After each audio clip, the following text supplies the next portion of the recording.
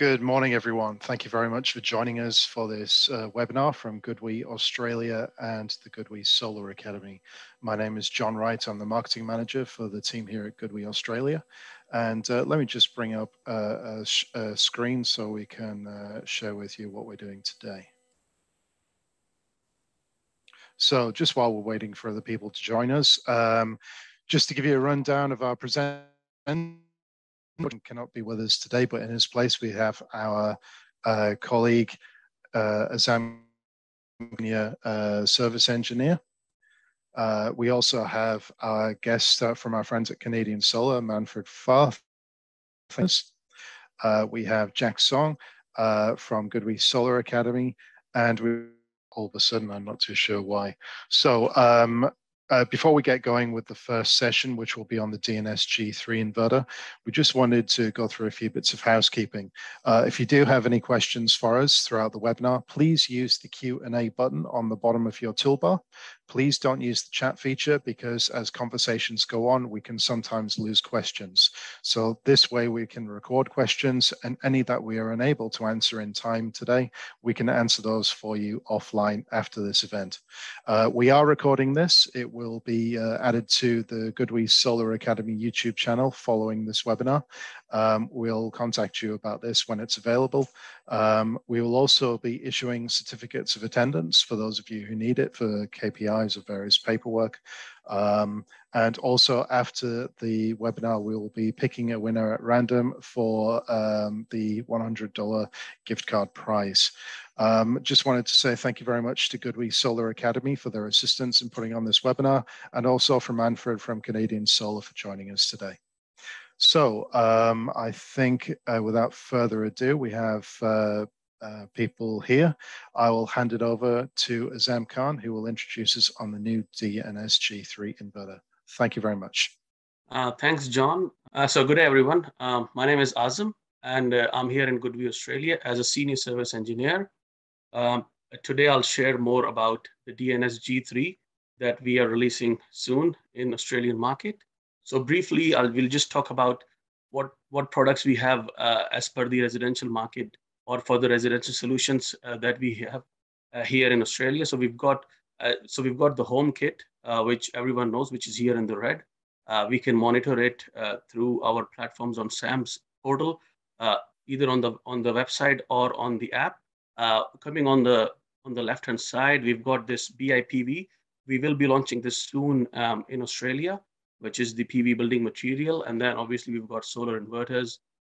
Soon we will be releasing an EV charger. We've already got a battery out. So this is sort of a small residential solution, a complete solution that we will have from GoodWe Australia. And now we are coming to the new DNS G3 series. So this is the new inverter that we will be releasing soon in the market. It is small, but it is powerful. It has the maximum short circuit current is very high on this. I'll tell you more about this in later slides. It is low on noise and big on looks. And then the serviceability is very remote, so we can do a lot of things remotely. And with this one, there's a new feature, which is the consumption monitoring, which we can have 24 hours and 7 days a week. We have the range. Obviously, it's a single phase 2 MPPT inverter. And then we've got a 3 kilowatt, 4.2, 5, and 6 kilowatt models available here in Australia. The startup voltage is very low on this, is 50 volts. So it can start very early in the morning. The maximum input current is 16 amperes on this, and we can do 150% of the DC oversizing on this. We've upgraded some safety protection features on this, which is the SPD and the AFCI, which I'll discuss more about this in the later slides. And then obviously we can monitor it on our multiple monitoring solutions, which is the website or the app. And there is a new feature which is coming out in this, which is called the dry contacts. So basically we can monitor the loads, or we can turn on and off the loads through the relay while we connect this to this DNS G3. So as we can see that the cells are getting larger and larger, hence the input current is getting larger. So what we've done so far is before 2020, we have the maximum input current for from 11 amps to 13 amps. And then when it came to 2021 and 2022, we had this new MS and DNS series, which is the TDS. We had higher input current on that. But since we see that a trend is coming into the market where the input current is getting higher and higher, and it will get more higher in future. So we've come up with a better solution that will fit all the panels in near future. So the maximum short circuit current on the DNS G3 is 23 amps per MPPT. The maximum input current is 16, but the short circuit current is 23 amps, which is quite big, and which will cover most of the panels throughout next year or probably more. And so we've just got one of the Canadian solar panels, the 415 watt panel, as a comparison. The ISC on this is 14.09 amperes. And as per AS5033, we have to multiply that by 1.25 in order to meet the requirement. So if you multiply that by 1.25, we get 17.613 amps. And on our DNS G3, we have 23 amps of the maximum short circuit current. So we are well above the ISC as per the 5033 for this panel and of course panels coming in future. Now we'll talk about a bit about the appearance of this DNS G3. It's more compact than the GNS the DNS G2 with 410 by 350 by 143 in depth. It is lighter and easier to install. The DNS G2 currently is around 14 to 15 kilos, the 5 kilowatt one, and this one is only 12.8 kilos, so easy to lift up as well. There's another feature which is coming into this inverter, which is the online monitoring or the consumption monitoring 24 hours. So it can be powered up at night, and then as you can see from the photo, we need to use a GM1000, which is the smart meter. We just need to connect the smart meter with a CT, and then we would be able to see the load consumption throughout the day as well as at the night when the inverter is off. So basically, this inverter can turn on with the AC power at night. And obviously, you've got loads here, and then the meter, the CT, house meter, and then that's back to the grid. So this is just our usual smart meter operation that we have. So I won't go much into detail of this. But the good thing is that we just need a GM1000 now, which is just a two-pole device. And this does not need to be connected to the Wi-Fi separately. Only if the inverter is connected to the Wi-Fi, we should be able to see the consumption on our portal, and it will be throughout the day and as well as the night as well. And obviously, it is user-friendly with regards to the interference. If you've got the LEDs, so you've got the screen and the LEDs, the screen will tell you what the inverter is doing, whether it's working or not, and how much it is producing. And then we've got the LEDs displayed on the inverter, which will tell you whether it is connected to the Wi-Fi, whether it is exporting or importing, or whether there's a fault on the system. And then with regards to the app, so we've got the SolarGo app or PV Master. PV Master is more for hybrid, but for this one, we can use SolarGo app to commission it. Basically setting the country settings or the region settings, whether it can be Australia A, B, or C. So we can set that all with this PV Master app, SolarGo app, and we can also do this on the inverter screen itself if you don't want to use the app. But with the SolarGo app, we can see the real-time data coming out from the inverter. And then obviously we've got this historical data on a monitoring platform. So we can log into SAM's portal, or we can go to the app. And if we want to check any data or anything from the last week or 2 weeks before, we can get all the data from there and analyze it if required. Moving on, so the safety features. We have implemented this new safety feature, which is the SPD Type 2, which is the surge protection device Type 2 on both AC and the DC side. I'll just so this will protect the overprotection and have a lower values for admissible surge current resistance and protect against the indirect effect of lightning. So basically in this one, we don't have to worry about lightning strikes. Not that we get a lot in Australia, but if we do have them, this can certainly protect the inverter, and this can discontinue the DC source from the inverter.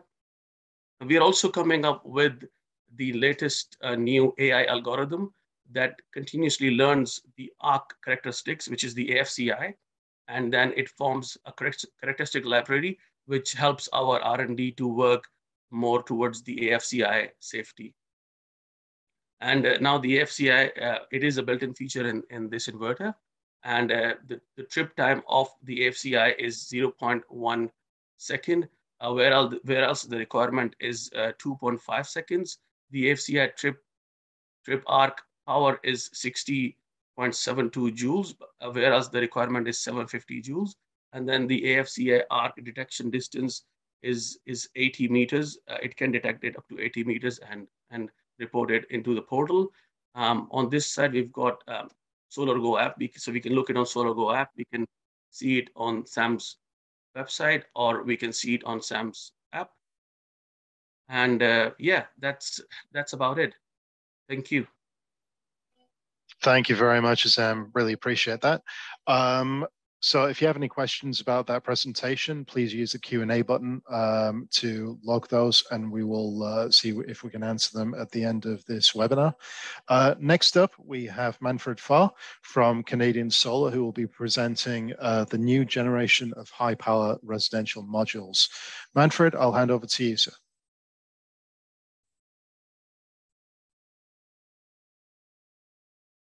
Hello, thank you, John. Thank you for having me on this webinar. Hello, everyone. I'm going to share a quick presentation on our high current products. So what's coming, why is it coming, and why modules keep evolving in this way.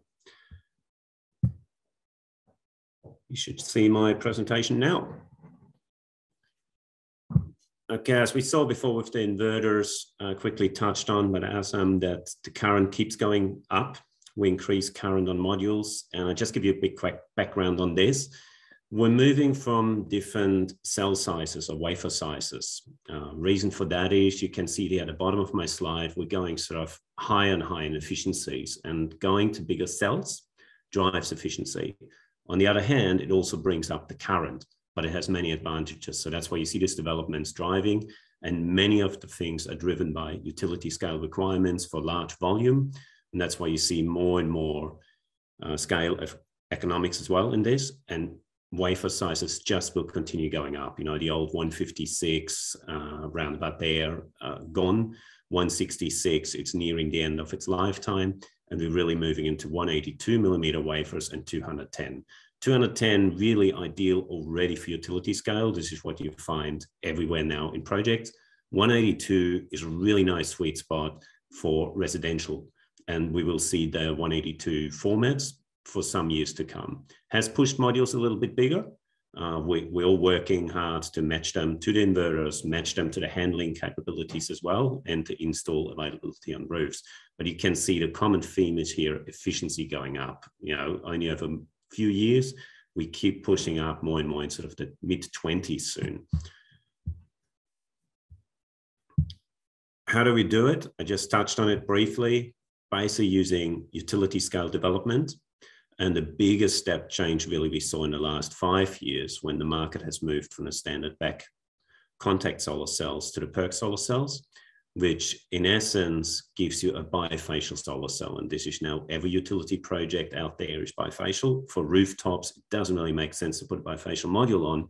However, what you will find, even packaging this PERC bifacial cell technology in your backsheet modules, you have a bifacial effect.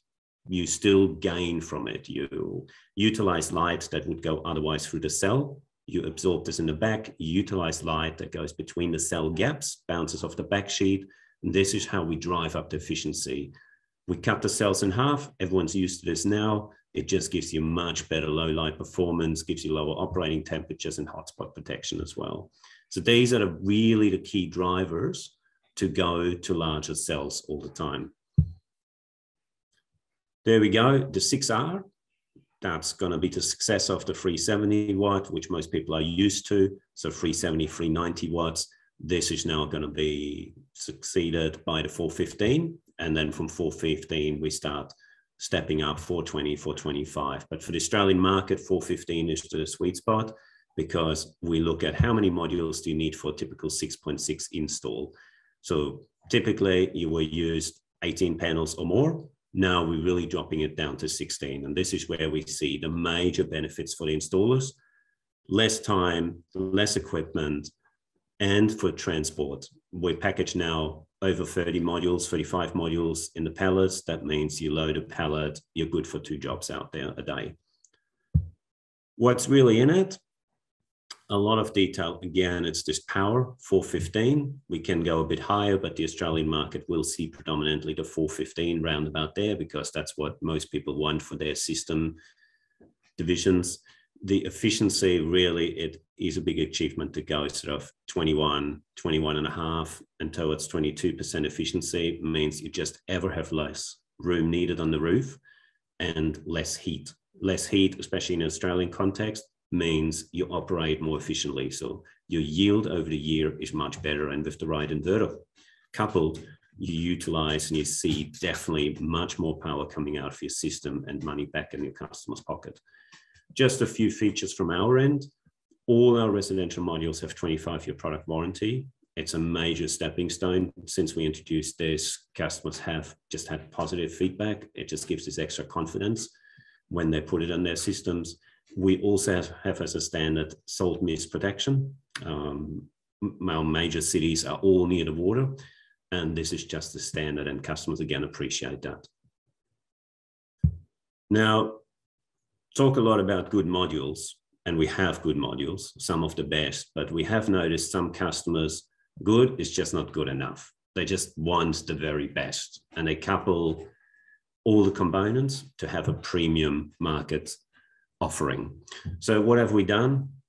I lent here sort of examples from the EVs. If you look at VW, they have a trusted product, they have improved. So I'll compare this to the PERC.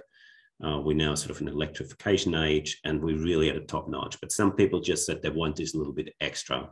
And this is where we're now jumping, not to TopCon right now, but we're jumping one step further. We're jumping to HJT heterojunction. What does that give you? In essence, you get out of the same footprint even more power. We're now pushing sort of the 22.5 and hopefully soon the 23% efficiency. When you consider that the theoretical efficiency with technology we're using these days is about 28%, we're coming really close in a real practical world to those efficiency limits. You can push 440 watts. In the beginning, we're probably going to test the market with 430 and then see how it all works with the inverters and the system sizes. You get now a 30-year performance warranty, and even better, the degradation is so low that after 30 years, you almost have 90% of your original power still guaranteed. How does it work? Again, a technology like PERC, not new. It's been around just as long as PERC, but it took a long time for commercialization. And the cell type is based again on a bigger wafer. We go to 182, and the real key of heterojunction is you have a solar cell that's identical at the front and the back, and that really drives that efficiency, and that really drops that degradation. You see we're coming 24.5% cell efficiency, 25 is the target. Out of the laboratory, we already have 25, so there is more power to come. Why can we trust it? How can we rely on it? We do extensive testing for all our products, especially for these. And when you just compare it here, the 30-year performance in red, you have after 30 years still more power output on these products than on a standard PERC product after 25 years. That's why we specifically with this product, we tailor-made it and we brought the development forward, because we know this premium market exists and people just want this kind of product, this reassurance. Reassurance, we do test to standards, but we constantly use the next standard or go above standard. Like here now, going to the IEC 63126, it just pushes those limits. We go higher on everything. That's just a list of items we test, but S and Z, we do not just test with the standards, they're applicable, we go above the standards. So that's my quick intro to the new product range, already here in Australia and coming to you soon. Thank you very much. Wonderful. Thank you very much, Manfred. So now we have Jack Song from GoodWe Solar Academy, who will introduce us to GoodWe Residential Energy Storage Solutions. Jack, I'll hand over to you. Thank you.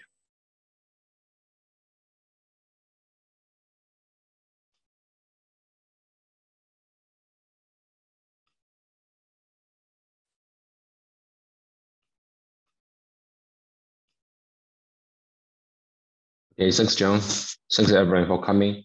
This is Jake from GoodWe Solar Academy. Today I will just share you a brief introduction of GoodWe residential storage solutions. Okay, this is a new product.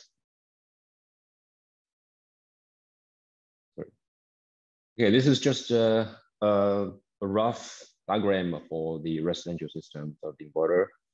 This is our new inverter, the Generation 2 ES. I think a lot of people have used the ES inverters, the Generation 1 in Australia, but now we have a new one of Generation 2, and with the our battery links U series inverters, which is the 5.4 kilowatt hour for each unit, and the inverters is from 3 to 6 kilowatts. Okay, this is just a brief diagram, and this is some features for the new inverters. ESG2.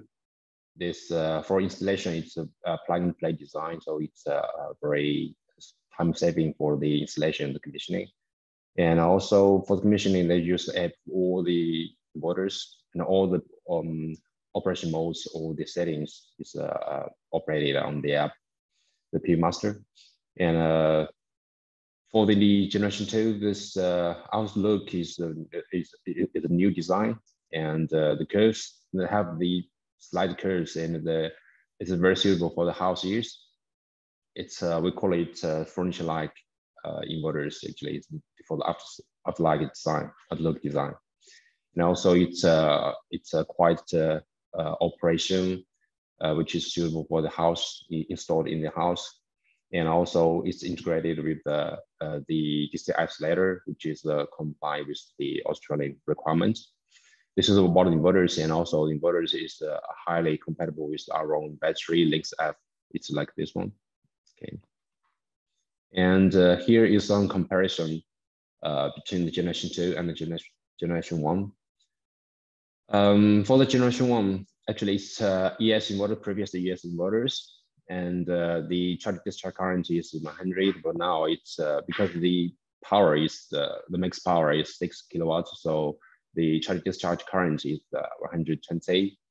And also the max input power of the inverter, it means the actual input power of the inverter is now it's 1.5 times about nominal power of the inverter. For example, if it's 5 kilowatts, so it means the actual input power from the PV could be 7.5 kilowatts in 5 kilowatts to support load or export grids, and another 2.5 kilowatts to charge the battery at some time. So this is a very good feature actually to use the solar as a max. And also the solar current for each string, input current of each string now increased to 16 amps. So it's suitable for the big modules, solar modules. And the grid power, sorry, and the grid output they have two times the overload ability. The maximum is 10 kilowatts, and this is also improvement compared with the first generation. And another feature is about the backup of supply ability.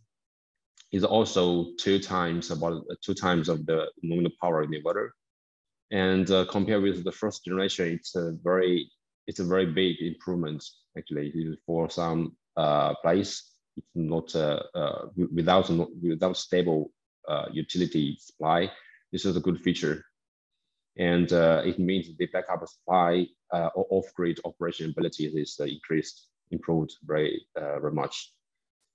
And the efficiency is not so much, but the battery to load side, battery discharge efficiency have improved.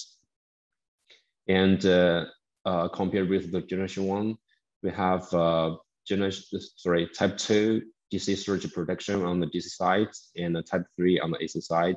This is a new feature. And also we have optional arc fault EFCR protection. It's a electric arc protection. This is optional.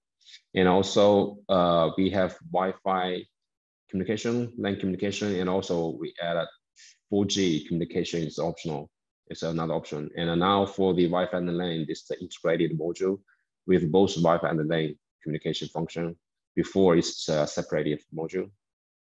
Okay, it's lighter for now compared with the first generation. I think it's easier for the installers to do the installation, and the size is almost the same, but it's a bit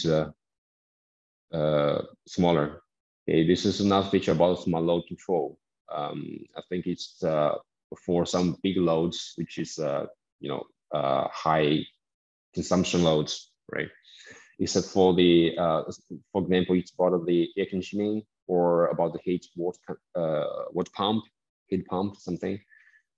And this load control they need an external ATS, or if the loads have the smart control units integrated, the also could be connected directly to the loads.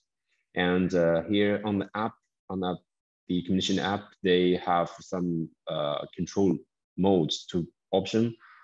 For example, they can control the loads to shut down or open it based on the time setting, preset time, or based on the SOC of the battery, or based on the PV power, real-time PV power. So it's smart in multiple options.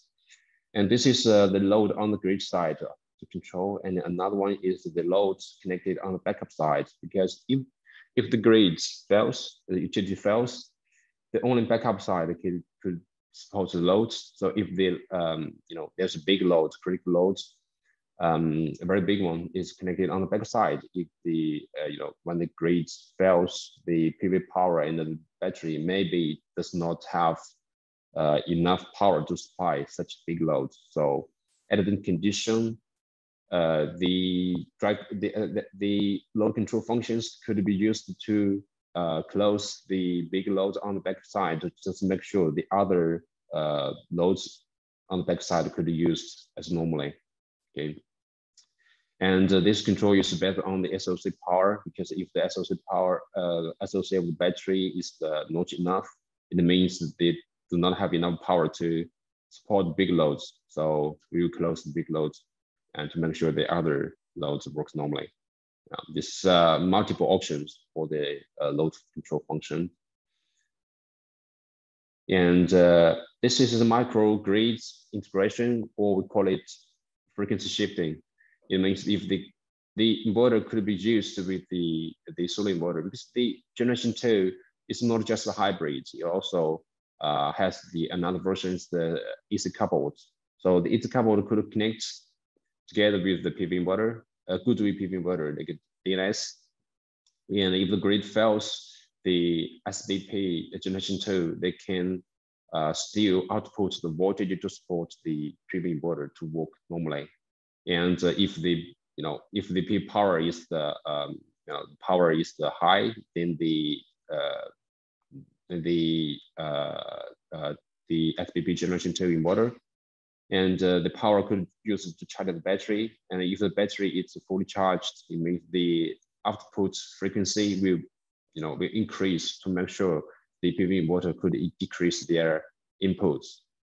Yeah, to decrease the inputs, just in case the battery is overcharged, or the inside this path, the bus inside of the SPBG2 is overcharged.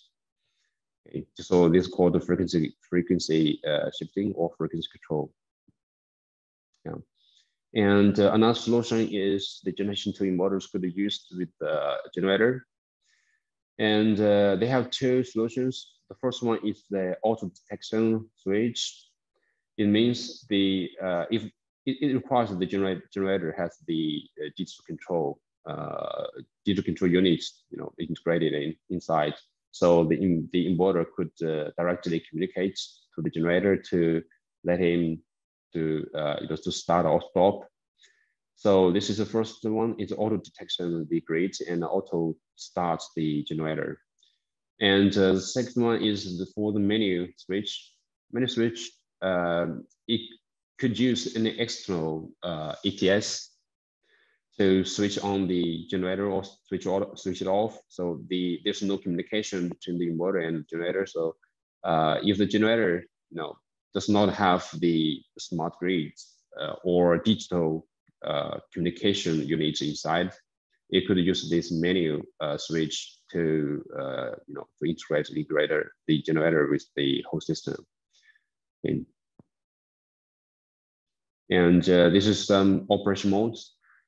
Operation mode is almost the same with the generation 1. For example, the self-consumption, the time of use, operation, and also off-stage use. It means the backup supply ability. Okay. The operation modes, now we have a new one. It's called peak shaving. Because in different places they call different names. I think in Australia they call it peak shaving.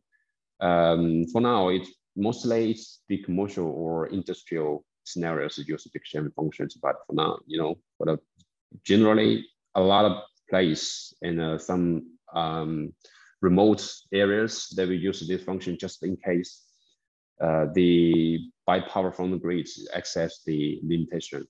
Okay, except for some VPP integrations, I think this function will be important because for VPP they have limited the some case have to limit the import power from the grid just in case the whole system's power supply is insufficient.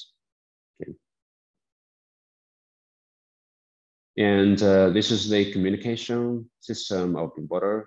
For the inverter, I said they have local app to do the commissioning, also do local monitoring, and it communicates with the inverter, via Wi-Fi or Bluetooth. Okay, this is all default function. And here the communication to the server, they have Wi-Fi and LAN communication, also have 4G communication to communicate with the GoodWe server, and then to display the monitoring things on the GoodWe app or GoodWe website. Yeah, and they have the ability to communicate with the third parts or to smart meter or smart controller communication via Modbus RTU or TCP IP. And in the short future, we will have some spec will compatible. And another feature, I think this could be important in Australia because this inverter, the new inverter, also compatible with the IEE 2030.5 regulations. Yeah, this is we do it. We have two ways to do it. The first is to use GoodWe server to communicate with the operator server to realize the control. And another way is to use our smart dongle to communicate directly to the third parts operator server to realize the control. Yeah.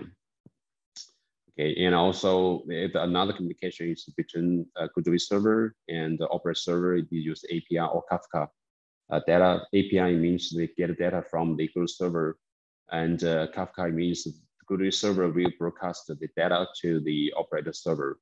Okay, two different ways. And for now, we have a lot of operations and cooperations with some operators in Australia. And here, the operation data of the inverter and all systems, including the battery and the PV, will be stored in the inverter for 7 days. And we collect network breakdown. The breakdown resume. If the network breakdown is in, means the data will save on the inside the inverter chip for 7 days. And if the network comes back, all the data could be re-uploaded to the server. Yeah. And all the data will be saved on our server for 5 years at least. Yeah. Okay. And in Australia, we have a local-based server, which is located on the Melbourne. Right. And this part is about the compatible batteries with GoodWe. For now, we have our own battery with low voltage. We call it LinkSteel, and each unit is 5.4 kilowatts hour, and it could be paralleled maximum 6 units. So if we use at least maximum 30 kilowatts hours. And for LG, all LG LV batteries will be all compatible. So now we have a strong communication and interconnection with LG in Australia, actually. And for BYD, their LVS box, it's not just LVS, actually. All the BYD new, also BYD have the new, modules for the low voltage batteries. And now we are all testing now. And when the new modules of the BYD comes out, it will be compatible. And also Pentatech. Pentatech is not all because they have too many models. But for now, Force L1, L2 is already compatible. And also Dynas power box is it's a low voltage battery is also compatible. Yeah. Okay, this is my share today. So if you guys have any questions, we can share.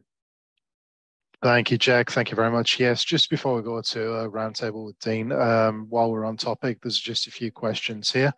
So first from Sadiq, you may have already answered some of these. How big inductive load could we put in the ESG2 inverter and backup load? Sorry, just a second.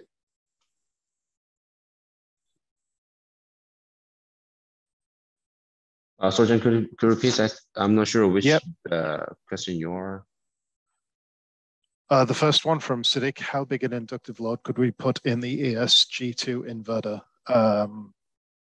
Right. Means in the backup load. Actually, the backup supply ability, if it's connected on the backup side, it means for the inductive loads, it's 6 kilowatts is okay for the inductive load. If for normal loads, it's 10 kilowatts. Wonderful, thank you. Finally, from Sadiq, could we parallel the backup load? If so, how could we do it? Yeah, this is the paralleling functions. It means both on-grid side and backup side. And the backup side means if you use 6 kilowatts, it means the backup power could be reach 18 kilowatts supply. Yeah. Wonderful. Finally, thank you very much. And the last question from Mike, can 3 SBPs be used for 3-phase instead of paralleling 3 on a single phase? I think it means the use of 3 units of the single phase to create a 3-phase use.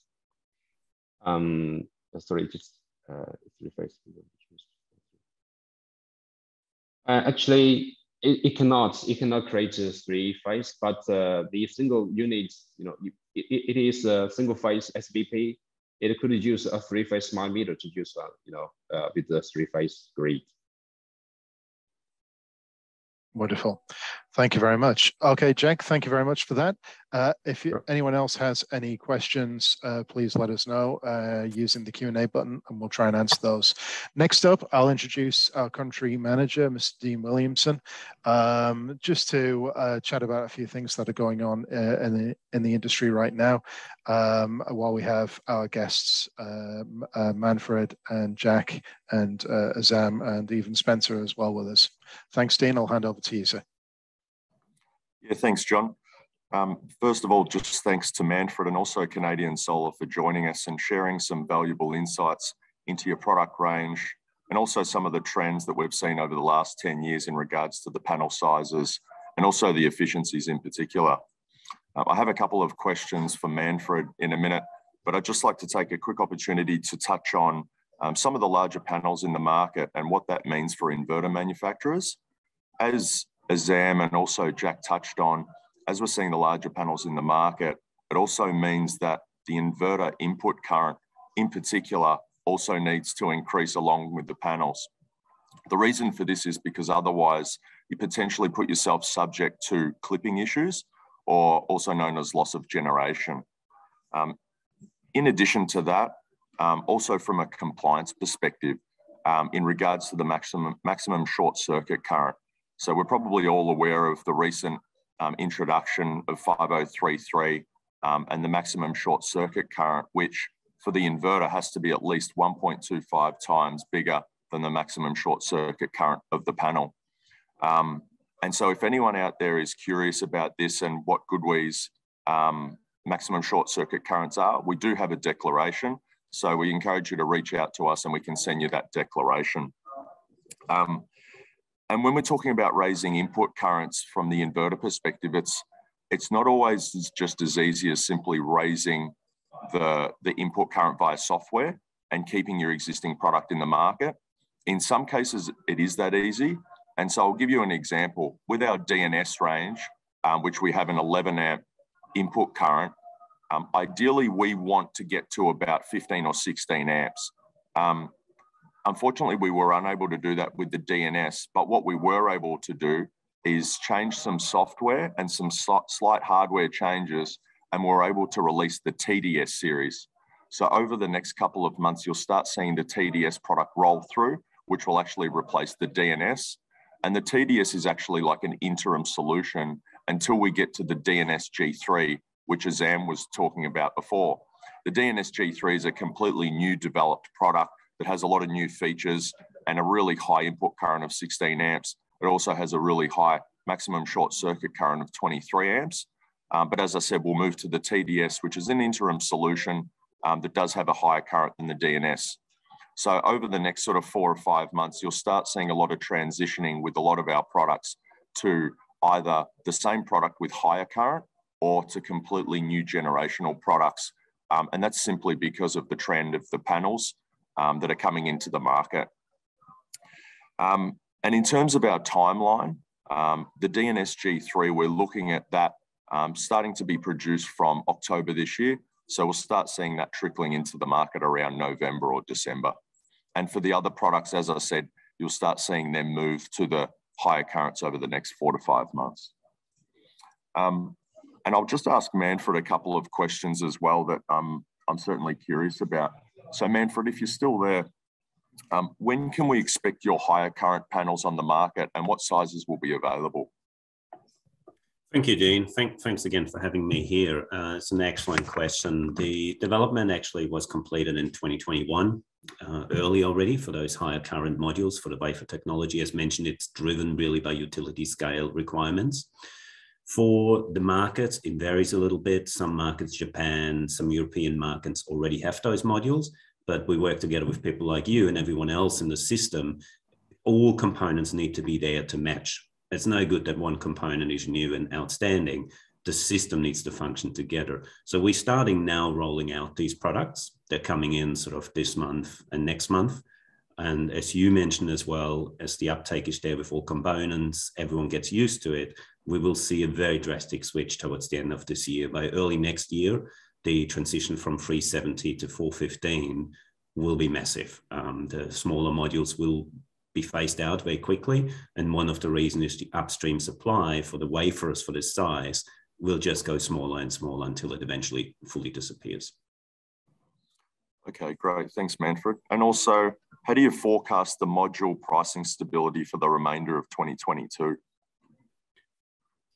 It's always a difficult one. I think that's a standard answer. But over the last 18 months, we were in an extremely volatile situation. It was very unclear where it's going to go. It went higher through political situations as well, with spikes and troughs. We have now moved more in sort of price elasticity. It's not as violent anymore in the ups and downs. We still have, through demand-driven and global inflation and the likes, a bit of push upwards. But the overall look is that, next 2 months, you see some minor increases. And then towards Q4, end of the year, we see some relaxation, and hopefully that will continue into next year. That has to do with major upstream supply coming online globally, and hopefully alleviates a bit of the cost there. Okay, fantastic. Yeah, and from an inverter manufacturer perspective, we've seen a little bit the same, whereas late last year, early this year, it was certainly very volatile, especially as everyone was suffering from component shortages. We've seen a little bit of stabilization in the market now, especially in regards to most of our string inverter products. From a battery perspective, it's a little bit more volatile. Having said that, it's also stabilized a little bit than what it was from earlier this year as well. So we expect them certainly still to be challenges for the remainder of this year with sourcing components, especially for larger commercial products.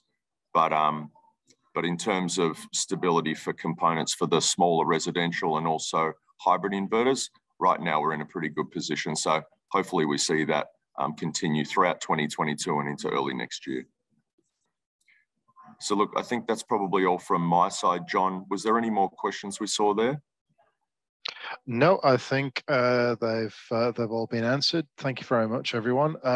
If anyone has any questions to ask, now's your chance. We all realize everyone's quite busy, and it is a Friday, of course. Just give people, just while we're waiting for that, just to recap for any late attendees, I think the Solar Academy have mentioned this in the chat. The replay of this webinar will be uploaded to the community later and made available on the GoodWe Solar Academy YouTube channel. We will send an email out to all the attendees with a participation certificate, attendance certificate, whatever you want to call it. I know some people like to have that for KPIs or paperwork purposes. We'll also, after this, draw a winner at random for the $100 prize gift card. So just while we're, we've got a question here for Mike. In the comms schematic, was that 4G dongle for use when Wi-Fi is not available on site? I'll let Jack I give answer. answers here. I have given answers here. Actually, Wi-Fi and 4G dongles that have separate dongles. You know, when you buy the inverter, you can choose one of them. Yeah, it's not realized at the same time. So it means if you choose Wi-Fi and if the Wi-Fi fails, then you need fixed Wi-Fi. It's not the 4G will not realize automatically, because 4G dongle is a separate dongle. You should buy another 4G dongle to use with the inverter. Yeah. Wonderful. Thanks very much, Jack. So if no one has any other questions, I think we'll close this webinar off. Again, I will just mention one thing, John. First of all, thanks to everyone for joining the webinar. We really appreciate you taking your time out of your Friday. Also appreciate Canadian Solar for coming along. And I will say that it's not the only training that we offer as well. So if there's any solar installers or solar retailers out there who want some more personalized training for their individual solar business, we're more than happy to offer sales training, technical training, or even if it's other little things like SEMS portal training or commissioning. Really whatever it is that you're after, we're certainly happy to provide that. So please don't hesitate to reach out to us at any stage, or any of your distributors if you've got any further training requests there. And that's a nice little segue, actually, while we're on the subject. You may have seen our new roadshow truck, which is now touring events around Australia, both consumer events and industry events. We will be at the Smart Energy Council Installer Roadshow, which starts later this month, starts in South Australia, moves the following week to Victoria, then again to New South Wales, and finishing up in Brisbane. We'll be offering some training workshops there. We're just waiting on confirmation for CPD points. But if you'd like further information and to register your free tickets, please visit goodwe.com.au/roadshow. And you can see more about our roadshow truck there and all of the events coming up, including the Smart Energy Council one. I think we have... just a thanks from Mike. Thank you very much, Mike. Thank you, everyone, for attending. Have a good day and have a good weekend.